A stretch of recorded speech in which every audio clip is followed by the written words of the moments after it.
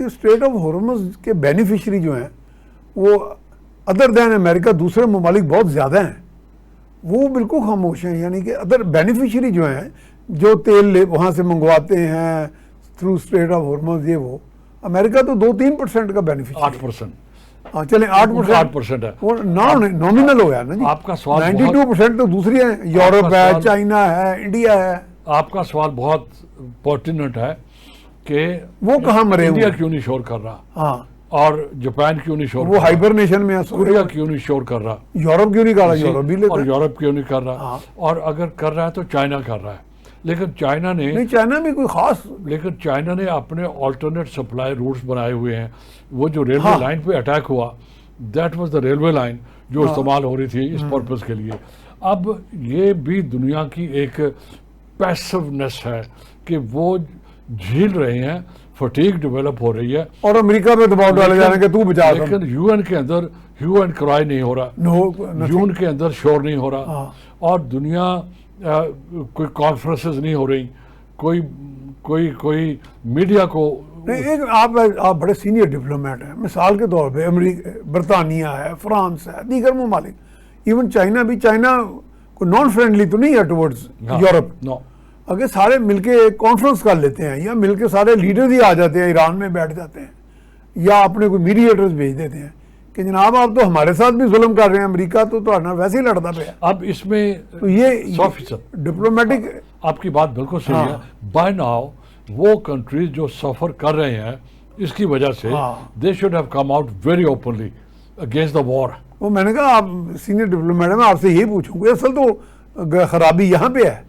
They should have come out very openly and very strongly against the war. हाँ चाहे वो Iran है, चाहे वो अमेरिका अमेरिका या है। इजराइल है, हाँ। तीनों हैं। इनको कंडेम करते again and again and again.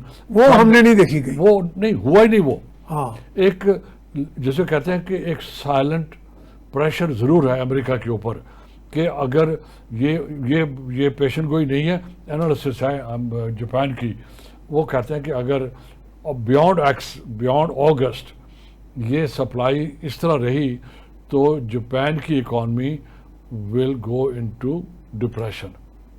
अब जापान की जाएगी, जापान 60% तक डिपेंडेंट है इस ऑयल के स्ट्रेट ऑफ ऊपर, हॉर्मज पे। और जो कोरिया है वो 70% है, और इंडिया भी कुछ 60% तक है। मेरा ख्याल ऐसा तो नहीं है क्योंकि जापान, अगर मिसाल जापान को हम सपोज करते हैं कि जापान अगर ईरानी लीडरशिप से बात करता है तो उसे ये खतरा है कि वो कहेगा जी 25% दे ही जाओ गुंडा टैक्स, नहीं, मैं तो ये गड्डी नहीं जाना है। चाह। नहीं, जो पहले आपकी ऑब्जर्वेशन है वो ज़्यादा अहम है और राइट ऑन द डॉट है कि ये वो मुल्क जो सफ़र कर रहे हैं वो ना हिस्सा ले रहे हैं रिकन्सिलिएशन में, हाँ। ना हिस्सा ले रहे हैं मीडिएशन में, ना हिस्सा ले रहे हैं प्रोटेस्ट में। ना वो ऑल्टरनेट रूट बना रहे हैं। जी प्रोटेस्ट नहीं कर रहे, हाँ। ऑल्टरनेट रूट तो है ही कोई नहीं ना, है ही कोई नहीं। है ही कोई नहीं।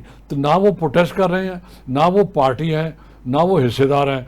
एक गिन चुन के एक पाकिस्तान जो हर लिहाज से पहले इस लेवल तक नहीं क्या नाम है उसका स्ट्रेचर था, उसने जाके इनिशिएटिव लिया।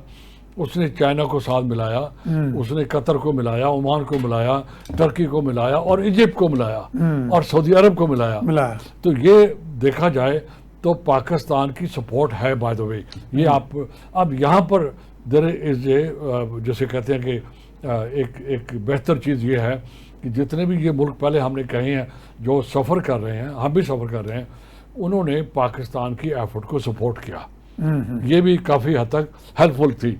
और ग्लोबल लेवल के ऊपर अमेरिका को कंडेम किया गया क्योंकि it was an unlawful war, it was illegal war waged by America. इसलिए इजराइल को भी अमेरिका को भी कंडेम किया गया है। लेकिन जो बात आप कह रहे हैं वो नहीं हुआ। ये यहाँ पर आप याद करेंगे हम पिछले एक साल से एक बात को ऐसा बार बार कहे जा रहे हैं कि there is a total collapse of leadership in the world. सही। वरना ये क्या बात थी कि छोटा सा इशू था ये, हाँ। न्यूक्लियर प्रोग्राम यही था ना। हाँ। जो जिसकी बिगिनिंग जो थी वो ईरान का न्यूक्लियर प्रोग्राम था जिससे प्रेसिडेंट ट्रंप ने खुद वॉकआउट किया।